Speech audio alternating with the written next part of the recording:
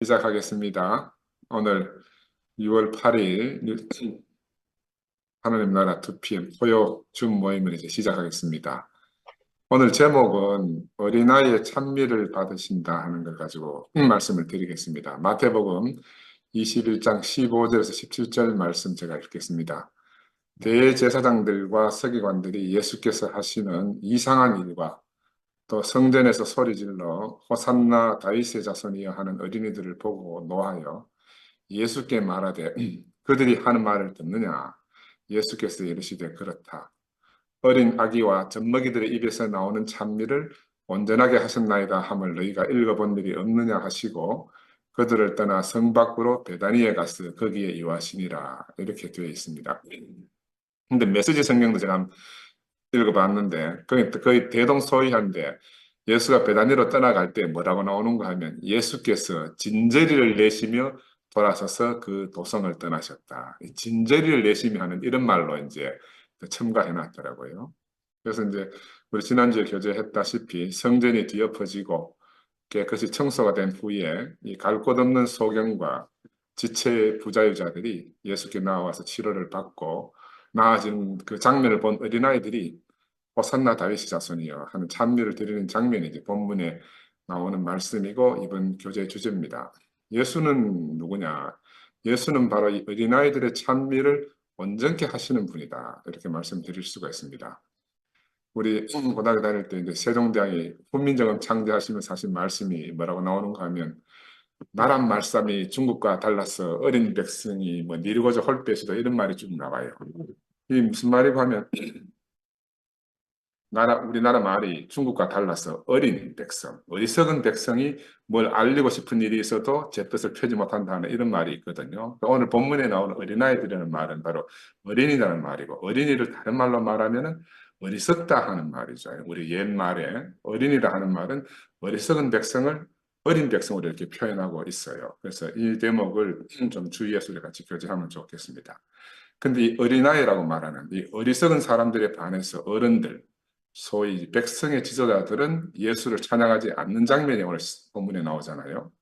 왜냐하면 이들은 예수에 관심 있는 게 아니고 정결한 재물에만 관심 있는 사람들이다. 그래서 그리스도에게는 전혀 관심이 없는 사람들이라고 볼 수가 있습니다. 그래서 로마 정치가는 자기 정권 유지에 관심을 두고 있고 성전의 제사장들은 어떻게 하면 깨끗한 재물을 골라낼까 하는 재물에 관심을 두고 매사에 최선을 다해서 열중하는 그런 모습이죠. 그들은 각자가 모두 어떤 일에 이제 몰두해 있지만 정작 예수 그리스도 자신에게는 관심이 없는 사람들이라고 볼 수가 있습니다. 이들은 흠없고 정결한 것을 드리기 위해서 눈멀고 저는 것들을 열심히 골라내고 있었습니다. 사실은 이 사람들이 바로 하나님께 대하여 눈멀고 저는 자들임에도 불구하고 자신들이 눈멀고 저는 자인 줄 전혀 모르고 있는 거죠. 구약에 보면 아브라함이 하나님 자신에게만 관심을 두도록 아브라함에게 많은 과정을 겪게 하시는 걸 우리가 보잖아요. 이번 주에도 이제 우리 최 목사님 말씀하시다시피 마지막에는 사랑하는 아들 이삭과 하나님 중 무엇을 태결하게 하시는 거예요. 사람들은 이제 이 장면을 잘 모르고 하나님을 질투하시는 하나님을 오해하는 경우도 있는데 하나님 자신의 목적과 하나님 계획에 따른 하나님의 경륜을 이루기 위해서는 이런 것들이 어쩔 수 없는 과정을 우리가 겪어야 되는 거예요. 우리가 정말 하나님만 필요한 사람인지 아니면 하나님 이외에 하나님 주신 어떤 것, 하나님 주신 말씀, 하나님 주신 언약 이런 것들이 더 중요한 사람이 되었는지를 이제 우리가 구별해야 된다. 그래서 하나님 자신이 하나님이 주신 어떤 것보다도 더 중요하다는 걸 우리가 아브라함을 통해서 이제 알아가지 않습니까? 그래서 신약에서는 예수 그리스도의 아버지 하나님, 구약에서는 아브라함의 아버지 하나님이 우리 인생의 초점이 되어야 되는 거죠. 결국은 이 초점을 잃어버리면 우리가 주변에 매여서 이제 왔다 갔다 하게 됩니다. 우리 인생의 중심이 하나님 자신으로 정해지지 않으면 술 취한 사람처럼 갈팡질팡하게 되고 오르락내리락 하게 되거든요. 그래서 진짜 중요한 것이 무엇인지 우리가 모르게 되고 마치 자기 눈에 들보는 보지 못하고 남의 눈에 티만 보는 그런 형국이 지금 오늘 본문에 나오는 이런 제사장들의 형편이라고 말씀드릴 수가 있어요. 우리는 다 소경이고 또 절름발이고 올바로 보지도 못하고 또 한편으로 올바로 걷지도 못하는 그런 사람들 아니었습니까? 이제 그런 의미에서 이제 야곱은 저는 자들로 우리의 조상이 된 사람이다. 우리는 야곱 안에서 절름발이로 발견된 사람들입니다. 아멘. 그러니까 우리가 바로 우리 그런 자신을, 우리가 소경이고 절름발이구나 하는 자신을 우리가 깨닫게 되었잖아요. 그리고 우리가 갈급한 심령으로 우리는 어떤 고백을 하는가 하면 우리의 눈이 보기를 원합니다. 주여, 우리가 바로 걷기를 원합니다. 우리에게 긍휼을 베풀어 주십시오. 하고 아멘. 오늘 본문에 나오는 사람들처럼 예수 앞에, 하나님 앞에 우리가 엎드려 기도하는 우리가 되지 않았습니까? 그죠? 그 하나님의 절대적 필요 안에 우리 인생이 정해져 있음을 우리가 알고 예수로 인해서 치료받고 나음을 받아서 이제 하나님을 기쁘시게 하고 하나님께 영광을 돌리는 그런 사람이 된 겁니다, 우리가. 얼마나 감사한 일인지 모르겠어요. 참된 제사는 하나님을 기쁘시게 하는 것이고, 참된 제사는 하나님께 찬양을 드리는 거잖아요. 그 야곱은 걸을 때마다 절름거립니다.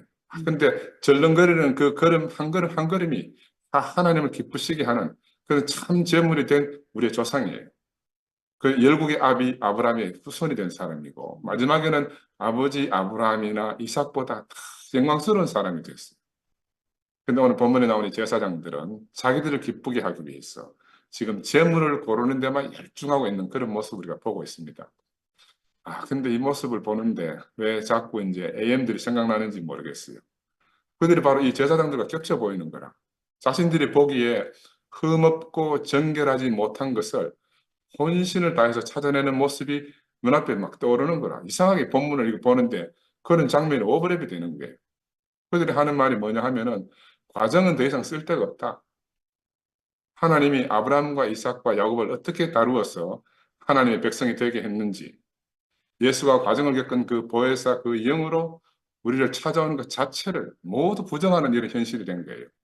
신문내 하나로 모든 것을 뒤집어 엎겠다는 이 홍위병식 발상이 참 처구니가 없고 우리를 향해서 막 개돼지로 폄하하는 모습이 자꾸 이 본문을 보는데 자꾸 떠오르는 거라.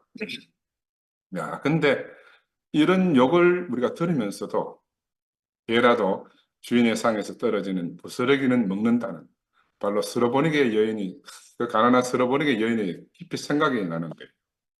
그래서 도대체 성경은 어찌 우리의 모든 일들을 이렇게 세밀히 기록해 놓았는가? 우리 지난주 목요 모임의 교회 형제가 성경이 인생 해설서처럼 인생의 모든 것이 기록되어 있는 것 같아서 성경을 읽기 시작하고 교회에 나왔다는 그런 간증을 했지 않습니까? 그죠? 그러니까 이 성경이 알면 알수록 우리가 보면 볼수록 너무 놀라운 말씀들이 기록되어 있는 것 같아요. 이 제사장들은 하나님이 자신들을 싫어하신다는 것을 알지 못하는 사람들이에요. 그러면서 헛되이 재물을 성별하고 좋은 재물을 골라서 깨끗한 재물을 드리면 하나님 기뻐하실 줄 이렇게 착각하고 사는 사람들이죠. 그래서 요즘 아까 말씀드린 AM 교회를 보면 신문회를 하나 안 하나 늘 매일 매주 구별하고 있다는 거죠. 예수가 재물들을 사고 파는 성전을 뒤엎자 이 종교 당국자들이 분노했듯이 그들은 이 신문례를 바르게 하나하나 성별하면서 자신들과 같은 신문례 재물을 준비하지 못한 우리 투표 형제 자매들에게 분노하면서 그렇게 이제 막 험한 말들을 하잖아요. 이번 주 수요일도 뭐 여러분 방송 보셨는지는 모르겠지만 하여튼 막 강제적으로 막 신문례 하라고 안 하면 안 된다고 막. 그럼 이건 뭐 너무너무 기가 찰 노릇이 지금 우리 앞에서 벌어지는 거예요. 우리 오늘 참석 못한 영수 형제도 신문대 안 하고 나간다고 막았었어 막 하고 가라고 그런 수모를 당한다 그러잖아요. 그 어떻게 돌아가는지 모르겠어. 2000년 전 제사장들과 종교 당국자들은 예수를 향해서 왜 네가 이 신성한 하나님 일을 방해하는가? 네가 감히 누구기에 성전을 뒤엎는 이런 일을 할 수 있느냐고 분노하고 있습니다. 그렇죠? 우리 AMS도 마찬가지입니다. 너희들이 감히 은혜도 모르고 이 목사님이 선포하는 신문내가 선포되는 것을 반대한다고 마치 성전을 뒤엎는 듯이 여기고 우리가 뭐 분노해서 지금 어쩔 줄 모르는 그런 게 뭐 어느 정도 가면 사과를 드는 게 아니고 뭐 끝날 줄을 모르는 거예요. 그리고 그들 눈빛에서 나오는 광선총 우리 옛날 초창기에는 형제들이 가더라고 막 눈빛이 무서워서 막 옛날 과거 박근혜가 쏘는 눈총 있잖아요. 막 한 방 탁 쏘면 막 사람들 팍팍 엎어진다는 박근혜 눈총보다도 더 무서운 눈총들이 막 난리도 아닌 거예요. 왜냐하면 자신들이 보기에는 이 상상할 수 없는 일이 일어난 겁니다, 지금. 이 한 성전 안에서 우리가 따로 떨어져 나와가지고 투표이라는 걸 하고 있다는 이런 것들이 자기들로서는 상상할 수 없는 일이죠. 하나님 같은 분을 배신하는 이 상황을 용납할 수가 없다는 거예요. 야, 그런데 신기하게도 아이들은 바로 어리석어 보이는 이 백성들은 눈먼 자와 저는 자들이 고침받는 것을 보고 호산나 다윗의 자손이여 하고 찬미를 드리는 거예요. 바로 이것이 진짜 찬미잖아요. 참된 찬미. 호산나는 다른 말로 우리를 구원하소서 하는 말입니다. 우리가 바로 이런 병든 자들의 나아짐을 보면서 우리 또한 호산나 우리를 구원하소서 이런 고백을 하지 않을 수가 없는 거라. 왜냐하면 우리가 바로 눈 멀고 우리 자신이 바로 저는 자들이었기 때문에 우리 앞에서 눈 멀고 저는 자들이 고쳐지는 것보다가 더 기쁘고 감사한 일이 있을 수가 없는 거예요. 그래서 그러니 우리에게도 그런 똑같은 은혜를 베풀어 구원해 달라고 우리가 호산나 다윗의 자손이요 이렇게 이제 찬미를 드릴 수밖에 없는 거죠. 이렇게 어리석어 보이는 우리 형제 자매들은 안데르센 동화에 나오는 어린 아이들이 임금님이 벌거벗었다 하는 걸 큰 소리로 외치고 있듯이 야, 이 영혼 없이 신문회를 찬양하는 사람들 앞에서 호산나 다윗의 자손이여 하고 우리가 찬미를 드리고 있잖아요. 아멘. 그럼 이게 2000년 전의 일이 아닙니다, 지금. 2000년 이전의 일이라고 과거의 일이라고 이렇게 말할 수가 없어요. 지금 있는 일이고 현재적인 일인 거라. 그리고 환자가 병이 나으려면 먼저 병식이 있어야 돼요. 그 자신이 병든 자라는 인식이 먼저 있어야 병을 치료할 수가 있는 거예요. 의사의 일이라는 것은 그 다음에 있는 일이에요. 본인이 건강하다고 생각하는 한 아무리 명의가 와도 병을 치료할 수 없어요. 무용지물인 거예요. 병식이 있어야 되는데 이 병식이 없으면 감당이 안 되는 거예요. 누가복음 5장 31절 32절에 보면 그런 말이 나오잖아요. 이렇게 하는 말이 건강한 사람에게는 의사가 필요 없고 병든 사람에게만 의사가 필요하다. 나는 의로운 사람을 부르러 온 것이 아니라 죄인을 불러 회개시키려고 왔다. 이렇게 예수가 말하고 있는 거예요. 우리가 병든 자인 줄 알면 우리가 고침을 받을 수가 있는데 내가 병든 줄 모르니까 깨닫지 못하고 있으니까 병이 나을 방법이 없다는 거죠.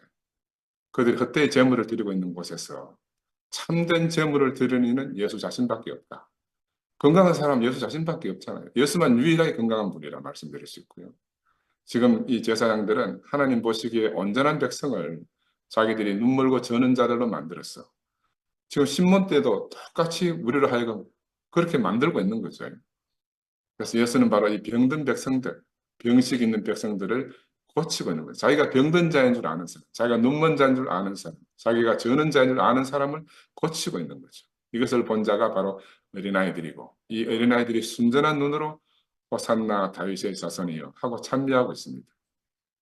그래서 이 여기 나온 어린아이들은 다른 말로 말하면 아직 종교에 물들지 않는 순수한 사람들이다 이렇게 볼 수가 있잖아요. 이들은 아직 어리석고 어렸어. 아직 성경 지식이 없고 율법에 문외한이기 때문에 왜 이 짐승은 되고 저 짐승은 안 되는지를 모르는 거라 아직 지식이 없었어요. 그리고 제사장들이 왜 그런 짓을 하는지를 알 수가 없는 거예요. 그들이 단순히 아는 것은 지금 눈먼 자와 저는 자들이 고쳐지고 있는 현실을 보고 있는 거예요. 이것보다 더 신기한 일이 없는 거예요. 어떻게 소경이 눈을 뜨고 절름발이가 고쳐지는가? 이건 너무너무 신기한 일이라는 거죠. 그래서 신봉사 눈 떴다 하는 것처럼 상상할 수 없는 기적들이 지금 눈앞에서 펼쳐지고 있는 것입니다. 그러니까 온 마을에 잔치를 해야 할 일들이 지금 자기들 눈앞에서 벌어지고 있는 거죠. 이것만이 진실이고 이것만이 사실이라는 겁니다. 그들에게는 아직 많은 종교적 지식이 들어오지 않았다는 거죠. 그래서 예수께 찬미를 드리게 된 거잖아요. 순수하게 찬미를 드리는 거죠. 우리가 바로 우리 수표 형제자매들이 바로 그런 어린아이고 종교적 지식에 물들지 않는 사람들이다. 이렇게 말씀드릴 수가 있습니다. 아멘. 그런데 유대 종교는 전통과 지식을 중요히 여기잖아요. 그들의 지식에 따르면 어린아이들은 아무것도 모르기 때문에 하나님을 찬양할 수가 없다는 거죠. AM이 우리를 보고 하는 소리하고 똑같은 소리예요. 그러니 무조건 신문례를 따라 해보라. 생명의 내율이 아닌 밖에서 오는 외율을 따르라는 거죠. 억지로라도 해보라는 겁니다. 이번 주 수요 모임 아까도 말씀드렸지만 봤으면 정말 가관이었을 거예요.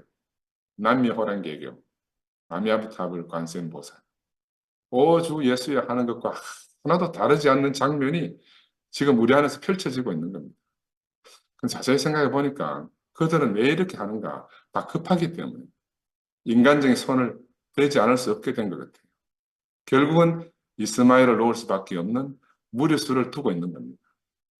그런데 아무리 급해도 하나님이 하지 않으면 이룰 수 있는 것이 아무것도 없다는 소리를 알아야 되잖아요. 하나님이 시작하지 않으면 시작이 없고 하나님이 이루시지 않으면 이루어질 것이 아무것도 없는 것이 인생이다. 이 목사님 말씀 들어보면 어차피 해석이라고 말해요. 해석이라고 말하면서도 그 해석에 절대치를 부여해가지고 지금 난리잖아요. 해석의 절대적인 것이 어디에 있습니까? 그죠? 해석은 각자 나름입니다. 하나님 자신 외에 절대적이라고 할 수 있는 것이 어디에 있습니까? 아무것도 없거든요. 말을 들어보면 그래서 갈수록 앞뒤가 안 맞는 모순투성이 말씀들을 해요.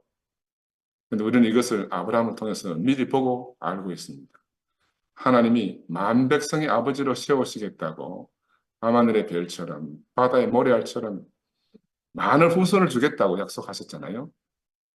근데 아브라함이 내 시간은 계속 흘러가고 아들 낳을 기약이 없으니까 급해가지고 아내 사라와 상의해서 종 하갈을 통해서 이스마엘을 낳고는 하나님의 약속을 성취했다. 이렇게 말하는 거예요. 이게 우리가 너무너무 익히 잘 알고 있는 그 일이지 않습니까? 근데 지금 그 일이 이스마엘을 낳는 그 일이 지금 우리 앞에서 화려하게 펼쳐지고 있는 겁니다. 성경에는 이 일 후에 다른 말로 말하면 이스마엘을 낳은 후에 하나님과 아브라함의 교통이 13년 동안 단절되었다. 이렇게 되어 있어요. 그러나 아브라함은 하나님과 상관없이 아브라함대로 아들 이스마엘을 얻고 기뻐하면서 세월 가는 줄 모르고 13년을 그렇게 살았다는 거예요. 하나님의 약속이 다 이루어졌다고 그렇게 믿고 알고 산 거라. 하나님의 약속과 아브라함의 노력으로 인해서 아들을 얻었으니까 얼마나 기쁘고 즐겁겠습니까? 그죠? 그래, 13년 동안 하나님과 상관없이 자기 즐거움 속에 산 이 아브라함이 이 일이 왜 성경에 기록되어 있겠는가? 우리가 깊이 이제 묵상해야 된다는 거죠. 그럼 14년 동안 하나님이 아브라함과 교통이 없으면서 하나님 쉬셨는가? 그렇지 않다고 기록되어 있어요. 하나님은 이스마엘이 장성하도록 기다리신 후에 어느 날 하나님의 사자들이 아브라함에게 찾아와서 내년 이맘때 네게 아들이 있겠다고 했잖아요. 아브라함이 이 말을 듣고 슬며시 웃었대요. 사라도 장막 뒤에서 피식 웃었답니다. 근데 하나님이 네가 왜 웃느냐 하면서도 그들을 책망한 모습은 보이지가 않아요. 왜냐하면 그들이 웃을 만하니까. 왜? 사라 경수가 끊어진 지 언제고 아브라함이 100세가 다 됐는데 그들이 아들을 얻는다 하는 거는 누가 들어도 웃을 일인 거라. 누가 들어도 웃을 일이야. 그들 안에서는 아무리 살펴도 가망성이 없는 것이 당연하기 때문에 웃든 말든지 하나님이 그냥 두셨다는 거죠. 하나님 보시기에도 웃을 수밖에 없는 일이다 라고 생각하신다는 거지. 이번 주 여호와 일에 이 하나님 보신다, 하나님 준비하신다는 말씀을 최 목사님 하셨는데 나는 최 목사님 보면서 참 신기해요. 이 모든 것이 끝난 한 사람, 아브라함과 같은 사람을 우리 안에 하나님께서 보내주신 거라. 이리 보아도 가능성이 없고 저리 보아도 가능성이 없고 자기의 가능성이 모두가 끝난 사람, 바로 이 태가 끊긴 아브라함, 사라 같은 한 사람 우리에게 보내주셨어요. 그러니까 자기도 소망을 가질 수 없지만 우리도 그 안에서 어떤 소망을 가질 수 없는 사람을 하나님 우리한테 보내주신 거예요. 근데 성경은 희한하게 자기 태가 끊어졌어도 이 아브라함이 아비멜렉의 집안에 끊긴 태가 열리도록 하나님께 기도를 하고 그 아비멜렉의 집안과 그 식솔들의 태를 열어줬다고 성경에 기록되어 있어요. 여러분 이거 성경 잘 안 읽어보면 잘 모를 수 있는데 이 말씀이 성경에 있습니다. 자기 태는 못 열어. 자기 아들 없어가지고 전전긍긍하면서 오히려 남방에 내려가서 그랄 지방에는 아비멜렉에게 사로잡혀서 똑같이 누이를 갖다가 사라를 누이로 소개해가지고 아비멜렉이 사라를 취하려는 장면이 나오고 하나님의 꿈에 말리고 그래서 아비멜렉이 혼이 나가지고 아브라함을 찾아와서 네가 왜 내한테 이러느냐 하면서 막 부의 대해주고 책망하면서 돌려보내는 그런 장면이 나오거든요. 근데 그럴 때 이 아비멜렉의 태가 다 끊겼다는 거예요. 사라를 취하려는 이 일 때문에. 그래서 아비멜렉이 너 때문에 우리가 다 죽게 되었다 하는 이런 책망을 하거든요. 근데 이제 아브라함이 그 아비멜렉이 자기를 후대하고 사라도 돌려주고 하기 때문에 그 이제 하나님께 기도를 해가지고 아비멜렉 집안의 태를 열어준 거야. 자기 앞가림은 못하는데 남의 집 앞가림을 하는 그런 사람이 아브라함이에요. 자기를 위해서는 아무것도 할 수 없지만 남을 위해서는 하나님께 기도해서 그 집안의 후손을 이어준 사람이 아브라함인데 나는 우리 최 목사님과도 그런 생각이 들어요. 자신에게는 자기를 위해서는 모든 가능성이 끝났는데 아멘. 우리를 위해서는 하나님께 기대해 주는 사람, 우리를 위해서는 끊긴 태를 열어주는 그런 일을 능히 할 수 있는 분이다. 바로 이 아브라함 같은 사람을 우리가 현재적으로 같이 호흡하며 살고 있어요.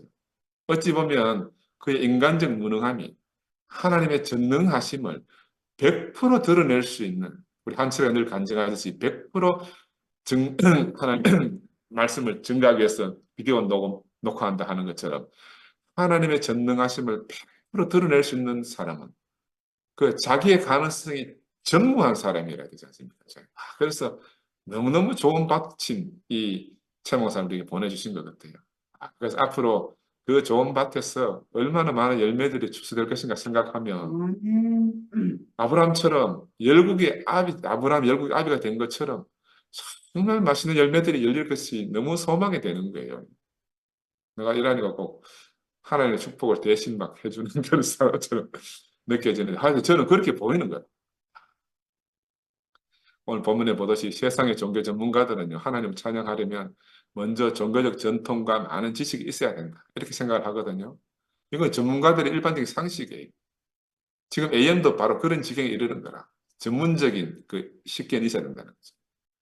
그래서 제가 하도 궁금해서 이번 주에 또 마지막 선물하는 제목으로 말씀을 하시길래 또 뭐 마지막 복음 가다가 또 마지막 선물을 하길래 뭐 또 다른 말씀 하나 싶어서 한번 들어봤어요. 들어봤는데 뭐 처음부터 자신이 그렇게 이야기해요. 자기 어떤 추문, 자기에게 있는 막 정말 여러분이 알면 놀랄 그 추문을 없앨 수 있는 유일한 대책으로 자신이 살기 위해서 6천 년 만에 처음으로 이 복음을 발견했다.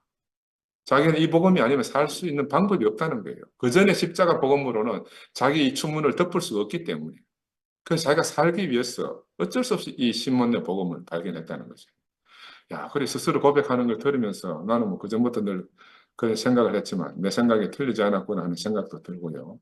내가 그래서 옛날부터 그런 생각을 해봤어요. 내 자신을 갖다가 우리 이 목사님 입장에 두고 한번 생각을 해봤어요. 구미병원에서 죽었다 탁 깨어났단 말입니다.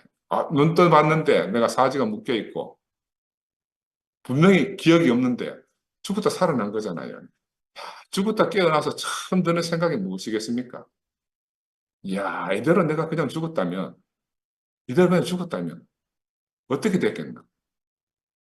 그 어떻게 됐겠나 하는 말 속에는 나중에 형제 자매들이 내가 숨겨놓은 이 비리를 다 내가 죽고 나서 알게 되면, 이야, 내가 평생 예수만 말하고 십자가만 말하고 살아온 내 인생이 어떻게 됐겠나 이런 생각이 안 들었겠어요? 나는 너무너무 그게 이엘레 목사님을 엄습해온 생각이라고 해서 들어요.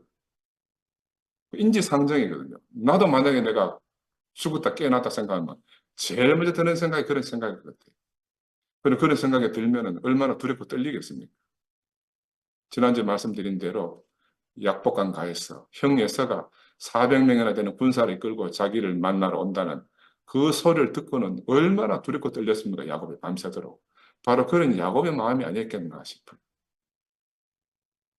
그래서 성경에 보면 다윗은 그런 비리를 저질렀더라도 선지자를 통해서 하나님께 굴복하고 매를 맞더라도 하나님께 매 맞겠다 하고 엎드리는 사람이 됐어요. 그런데 이분은 자신의 과거를 모두 지울 수 있는 유일한 대책을 스스로 고민한 겁니다. 그리고 본인이 살 수 있는 유일한 대책으로 이 신문내라는 새로운 복음을 스스로 발견하게 되었다고 고백하는 거다. 이건 제가 말씀드리니까 자기가 그렇게 고백을 해요. 하나님이 보여줬다고 하면서 자기가 발견했대요. 그래서 제가 생각해 보니까, 야, 지난 과거를 지우고 없앨 수만 있다면 지난 세월 받았던 영광도 함께 지워지는 것을 감수하고라도 새롭게 다시 시작하는 방법 말고는 다른 방법이 없다는 생각이 안 드셨겠나 하는 게 제가 생각해 보니까 그런 생각이 들더라고요. 그래서 제일 먼저 일성으로 만약에 자기의 어떤 주문이 만약에 먼저 알려지면은 제자들이 다 도망갔지 않겠습니까? 자기를 따른 사람 다 도망가지 않겠어요? 그러니까 일성으로 구미에서 나와서 일성을 한 소리가 자기가 직접 한 게 아니고 형제들 불러가지고 선포한 게 제자들이 다 도망갔다는 말을 한 거예요. 나는 우리는 그때 그 소리를 듣고 이게 무슨 뜬금없는 소리인가 싶었어요. 근데 지금 생각해 보면 아, 이 말을 밑밥으로 깔아놓은 거라. 제자들이 다 도망갔다. 왜? 놀라서 다 도망갔다는 거라. 십자가에서 내려오지 못한 예수를 보고 도망가듯이 자기 였다함을 알게 되면 이 사람들이 다 도망가지 않겠나. 미리 그랬으면 도망갔다 하니까 그 말을 들은 우리 형제 자매들은 우리는 그렇게 도망간 예수의 제자들과는 우리가 달라야 하지 않겠다는 생각을 우리가 했잖아요. 우리는 도망가지 않을 겁니다. 그래야 형제 자매들 도망가지 않고 옆에 꼭 붙어 있지 않겠어요. 나는 이게 그냥 이렇게 내 생각 내 생각을 그래 드는 거라. 사람이니까. 아, 이렇게 했었겠구나. 자신의 비리가 혹여 드러나더라도 자기를 버리지 않고 꼭 붙어 있게 하려면은 제자들이 다 도망갔다. 이런 말씀을 선포해야 되죠. 이런 말씀을 선포해야 되는 거예요. 나만의 내피셜이지만 나는 생각해 보니까 틀리지 않을 것 같아요. 왜? 사람은 거의 생각하는 게 똑같거든요. 삶의 패턴이 똑같기 때문에. 이 목사님은 평상시에 늘 그렇게 말씀하셨습니다. 자기가 살기 위한 길로 이 복음을 찾아오셨다고 그렇게 늘 말씀하셨어요. 누구를 위해서 이 복음을 찾아온 게 아니고 자기가 살기 위해서. 지금도 본인이 살기 위해서 이 새로운 자기 살 길, 이 신문내를 자기 전부를 걸고 외치시는 거라. 아마 혼자서는 너무 외롭기 때문에 함께 가자고 그렇게 외치는 것 같아요. 누구한테든 주문처럼 해보라는 거예요. 해보면 달라진다. 해봐라. 자기를 위해 외치고 있는 거라 그러죠. 온통 관심이 자신에게만 있는데, 야, 과연 하나님과 그것이 상관이 있겠나? 하나님은 과연 어디 계시겠나? 그래서는 우리가 더 분명히 아브라함의 하나님, 우리가 우리를 시작하신 하나님을 기억해야 하지 않겠나? 아브라함 안에서 하나님을, 이 시작하신 하나님을 우리가 분명히 알고 살아야 된다. 저는 그래서 이런 생각이 들었어요. 우리 목사님이 상도에게 옛날에 상도야 네가 그러고 싶어 그랬겠냐. 네가 어쩔 수 없어서 그러지 않았겠냐. 그렇게 말씀하시던 그 말을 이제 우리가 이 목사님에게 돌려줘야 하지 않을까 하는 생각이 제가 한 주 내내 들었어요. 당신이 그러고 싶어 이러시겠습니까?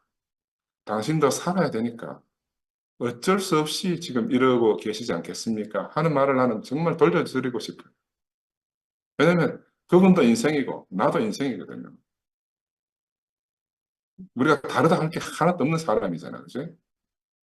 그런데 이제 이 사태를 미리 아신 어떤 분은 더 뛰어난 지식이 있던 어떤 한 분은 우리가 아버지로 따르던 분을 자신은 아버지가 아니고 스승으로 따랐다 하시면서 이 무용지물처럼 되어버린 스승을 보기 좋게 무식하다고 놀리고 따로 나가서 재단을 차렸잖아요. 이번에 들어보니까 드디어 이제 독립교회교단에 등록을 했다고 합니다. 뭐 세금 문제 때문에 등록했다고 하는데, 그렇지. 근데 결국은 다 이렇게 간격이 벌어지는 거예요. 처음에는 비슷하게 조금 잠깐 다른 것 같지만 시간이 지나면 지날수록 점점 우리가 벌어지게 되는 거라. 야, 근데 그렇게 발에 차인 분은 이 무식하다고 들은 말씀이 둔해서 그런지 이번 주에도 그 말을 계속 곱씹는 거라. 누가 자기를 무식하다고 그렇게 버리고 갔다고. 저는 뭐야, 한 뭉티기 돈을 내주어서 내보내놓고도 생각해 보니 그게 억울한 것 같아요. 네? 무시하다고 나간 사람한테 돈도 한 뭉티기 또 막 불러가 한 뭉티기 쥐어줬잖아요.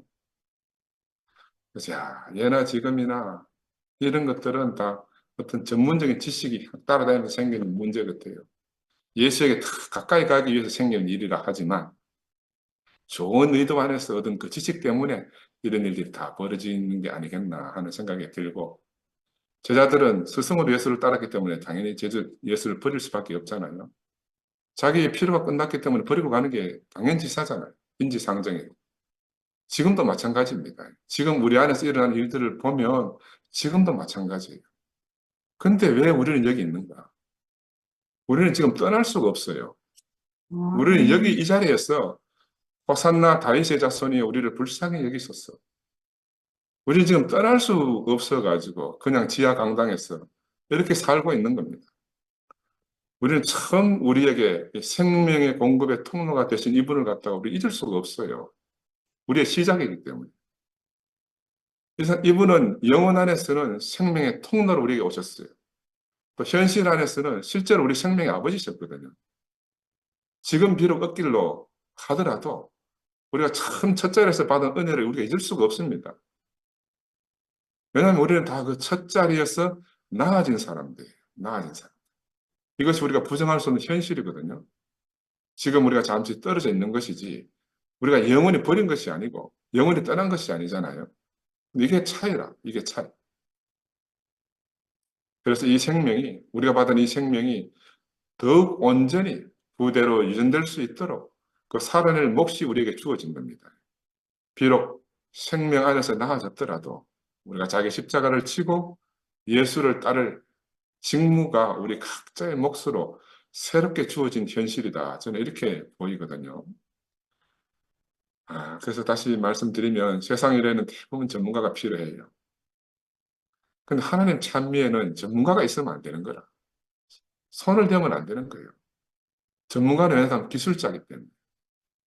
하나님의 찬미에는 이 전문성이나 기술이 요구되지 않잖아요. 그런 찬미를 하나님 원치도 않습니다. 하나님 주신 생명, 그 생명 자체가 곧 찬미고, 꾸미지 않고 다듬어지지 않는 존재 자체가 바로 찬미인데, 사람이 또 다른 가치를 더할 필요가 없잖아요. 십자가면 십자가지. 거기에 왜 사람이 새로운 가치를 더해가지고, 뭐, 내려오니 안 내려오니 하나, 이런 가치를 또 부여하는지 모르겠어요.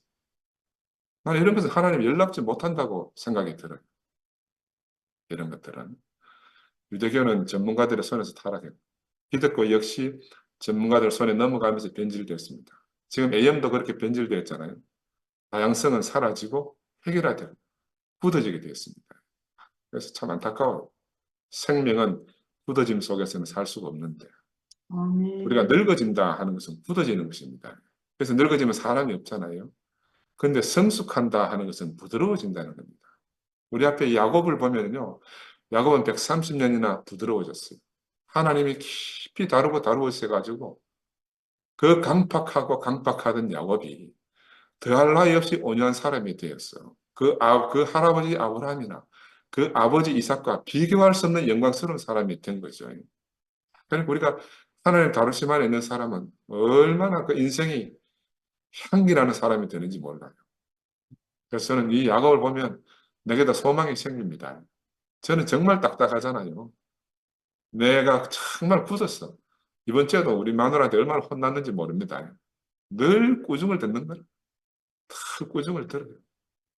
분이엘에서 하나님과 씨름해서 엎어졌지만 그렇다고 야곱의 어떤 과정이 끝난 거 아니에요. 야곱은 그 이후에도 수많은 과정을 겪거든요. 우리가 예수의 구속함 안에서 사심을 받고 우리가 은혜로 생명을 받아서 나아짐을 얻었지만 날마다 또 지불해야 되는 십자가를 지불해야 되는 과정이 우리 앞에 있잖아요. 나하고 우리 집 사람 관계 속에서도 야 이게 야곱 안에서 내 인생이 발견되니까 야 내가 비록 하나님께 한두 배 꺾였어 다리를 절룩거리지만 아직 내 천성 안에 있는 본성 안에 있는 이런 것들이 완벽하게 다루어질 때까지는 늘 이런 과정이 내게 있겠구나. 그래서 한편으로는 씁쓸하지만 또 한편으로 야곱을 보면 내 안에 소망이 넘치는 거야. 내가 장차 이 야곱처럼 되면은 얼마나 내 인생이 영광스러워지겠나. 딱딱하고 굳어서 아내에게 늘 핀찬 듣고 하는 사람이지만 야곱을 보면 소망이 생깁니다. 130살 이 야곱이 바로 앞에 서서 축복하고 또 축복하는 그 모습을 보면 그런데 한편으로 신문내를 보면 희망이 없어요.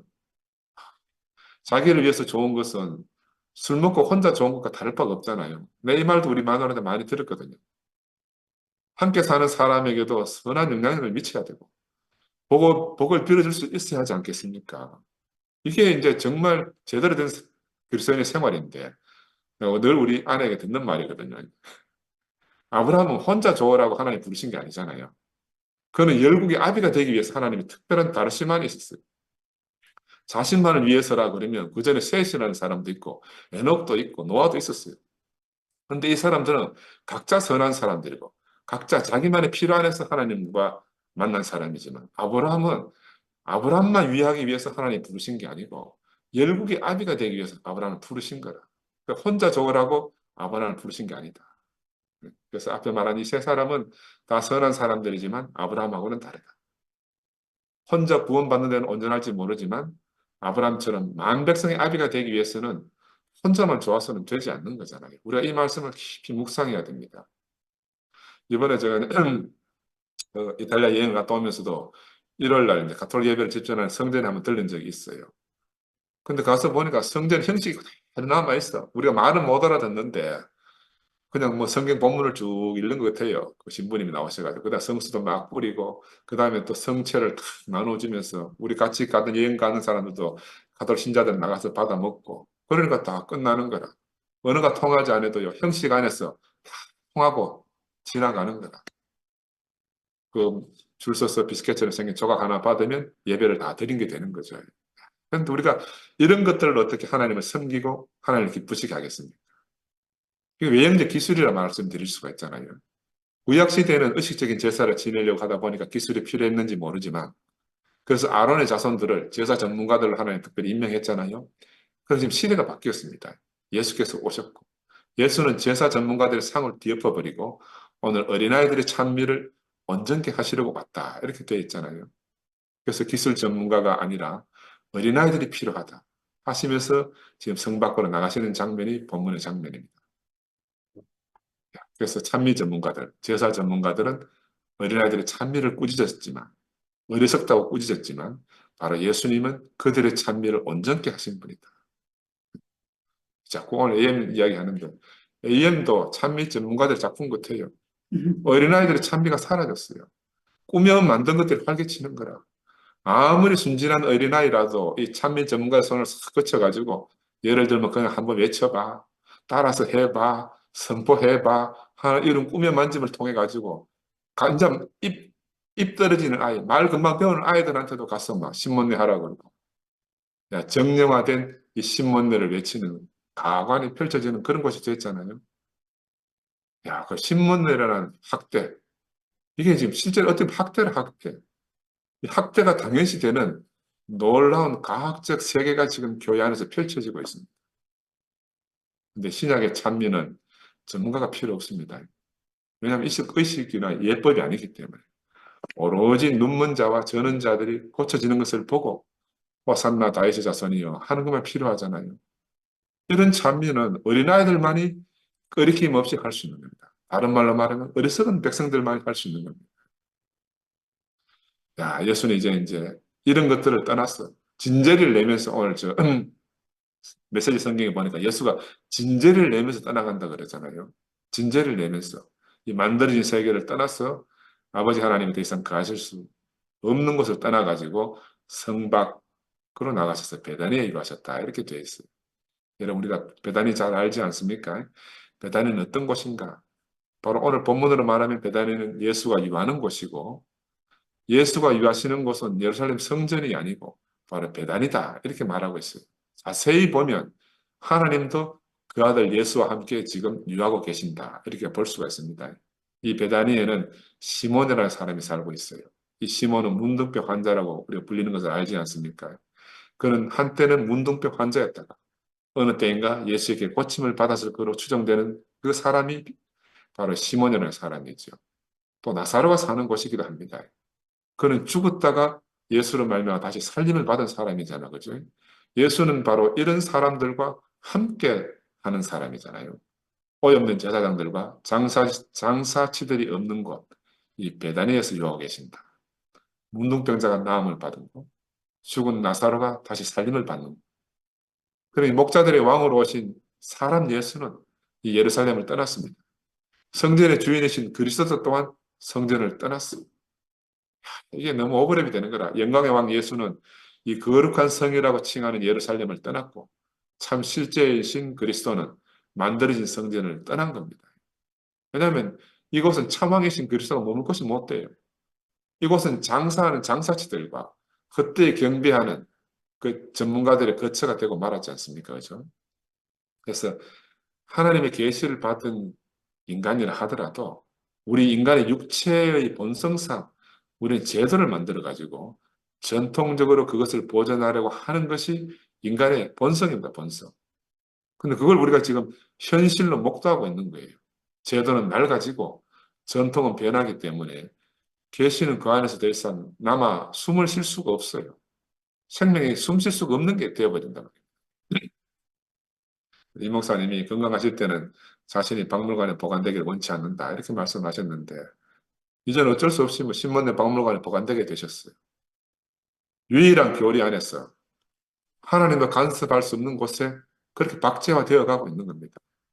너무너무 안타깝고 슬픈 일이지만 한편 어쩔 수 없는 일이라고 보여지고 시간이 흐르면 이 전통이나 제도나 신조는 마치 매미 허물처럼 껍데기와 흔적만 남게 된다고 바로 이엘레 목사님 자신이 옛날에 말씀하실 때 말씀하셨어요. 매미는 날아가서 나뭇가지에 붙어서 노래를 부르는데 사람들은 그 껍데기인 전통과 의식만 붙들고 경배하며 오늘 일하고 있다고 본인이 그렇게 말씀하신 거라. 저도 옛날 한때 매미 껍질이 알레르기 좋다 해가지고 약정 골목 가가지고 막 사다가 끓여 먹은 적도 있는데 별로 효과는 없더라고요. 예수님은 바로 그 껍데기를 지금 방문했다가 허물만 남은 매미 껍데기 안에서 그들이 그럴듯하게 경배하고 있는 걸 보고는 그냥 박차고 나온 겁니다. 그러니까 하나님이 이미 매미처럼 다른 곳으로 옮긴 지 오래되셨다 그 말이에요. 하나님은 매미처럼 먼저 떠나셨기 때문에 예수님도 그곳을 떠나서 성 밖으로 나가셨다. 이 성 밖이라는 게 참 표현이 묘하잖아요. 성 밖이라는 것은 아직 제도화되지 않은 곳이다. 고정관념이 없는 곳이다. 바로 어린아이와 같은 곳이다. 예수는 바로 그곳 베다니에서 유하셨다. 예수의 행적은 기이합니다. 갈릴리 변방으로부터 예루살렘 수도로 들어오셨고 성전 안으로 급히 들어가셨어. 그러나 거기서 있을 곳이 없어가지고 또다시 성 밖으로 나가셨다. 근데 예수가 그렇게 행차하실 동안에 하나님은 어디로 행차하셨을까? 예루살렘에도 성전에도 계시지 않았던 건 분명한 거고요. 예수가 다녀간 것처럼 하나님도 예수 안에서 그렇게 움직이지 않았겠냐. 예수 안에 계셨기 때문에. 예수가 영접을 받지 못하는 그런 곳에서는 하나님 영접을 받지 못하실 거고, 예수가 유할 수 없는 곳에서는 하나님도 유할 수 없기 때문이죠. 그래서 아버지와 아들은 한 몸이 돼서 예루살렘 성을 떠나서 성 밖으로 가시고, 성전을 떠나서 오늘 문둥이 시몬의 집으로 가신 겁니다. 이것이 아들과 아버지의 행적이다. 이렇게 볼 수가 있습니다. 사람들은 예루살렘으로, 콘스탄티노플로, 로마로 그렇게 행적을 정해서 가고 있어요. 근데 하나님은 그곳에 계시지 않는 거다. 그때 이미 하나님은 이 아들 안으로 이사를 오신 거죠. 구약의 경륜안에서는 성전 안에 계시기를 약속했는데 신약의 경륜안에서 보니까 아들 안에 계시기로 새로운 약속을 하신 거라. 그래서 하나님 신약 경륜 속에서는 손으로 지은 성전이 없어요. 하나님은 당신 자신의 생명을 사람 속에 불어넣으시고 그 안에서 자라서 장성하게 하시고 그 생명이 확장되어져 가지고 당신의 몸이 되게 하시고 오늘 당신의 거처가 되게 하려는 거잖아요. 그렇지? 바로 이 예수가 그런 사람의 대표자다. 이렇게 말씀드릴 수가 있습니다. 예수님 자신이 성전이고 예수님이 가시는 곳이 곧 하나님이 유하시는 곳이고 곧 새 예루살렘입니다. 그래서 이제 예수는 예수 이외의 다른 성전을 우리가 찾는 것은 정말 무의미하다. 예수는 예루살렘과 성전의 타락을 확인하신 후에 성 밖에 있는 베다니로 가셨어요. 예수는 2000년 전에 이미 이것을 확인했기 때문에 근데 우리는 지금 이제 그걸 확인하는 거라. 우리는 지금 그걸 확인하고 있어요. 이게 참 아이러니입니다. 그는 손으로 지은 성전을 떠나신 지 오래됐습니다. 다시는 그 전으로 돌아오실 필요가 없으시기 때문에 이제 아들 안으로 가셨고 아들은 이제 우리 안으로 오신 거예요. 아멘. 이게 너무너무 놀랍습니다. 하나님은 우리 안으로 거처를 정하시기 위해서 먼저 허망한 것을 확인하셨습니다. 그가 확인한 건 허망한 것들밖에 없어요. 우리도 확인해 보니까 허망한 것들밖에 없는 거라. 제도나 전통은 하나님을 보존케 할 수가 없어요. 입으로 외치는 구호만으로는 하나님을 담을 수가 없어요. 그것으로는 하나님을 붙들어 놓을 수가 없는 거라. 하나님은 스스로 거처를 정하시는 분이죠. 하나님은 생명이시기 때문에. 그래서 이 생명은 사람이 만든 것들 안에서 붙잡히지 않는다. 이 말씀 우리가 정말 많이 들었습니다. 그런데 지금 사람 손으로 붙들려고 하고 있는 거죠. 이거 내 말이 아닙니다. 이 목사님이 건강하실 때 이 말씀을 수도 없이 하셨어요. 수도 없이. 예수는 하나님은 영원히 아들 안에 거하시고 바로 이 아들에게 잡히신 분이죠. 종교는 이미 2000년에 다 끝났잖아요. 예수는 그 종교의 끝남을 확인하시고 그곳을 떠나셨어요. 그곳에서 죽임 당하셨고 완전히 떠난 거예요. 죽임 당했기 때문에. 그래서 유대교보다 더 나은 종교는 이제 없습니다. 그 최고의 종교가 예수를 죽였어요. 그런데 우리가 무엇을 더 찾을 수 있다고 새로운 신전을 만드는지 모르겠어요. 사람이 만들고 외치는 곳에서는 거하실 수 없는 분이 바로 예수님입니다. 아멘. 예수는 하나님이 자기 안에 거하시듯이 우리 안에 거하심으로 우리의 생명이 되어 자라고 확장되면서 그의 몸이 될 것을 우리에게 기대하고 우리를 찾아오신 거라.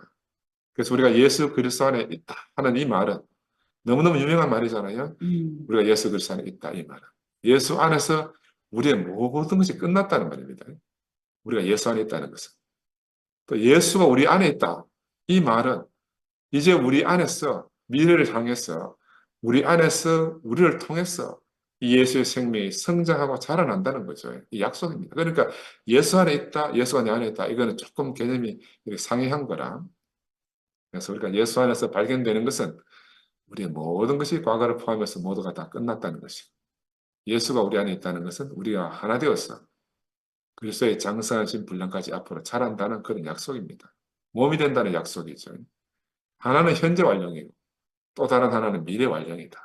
앞에는 현재 완료, 뒤에는 미래 완료.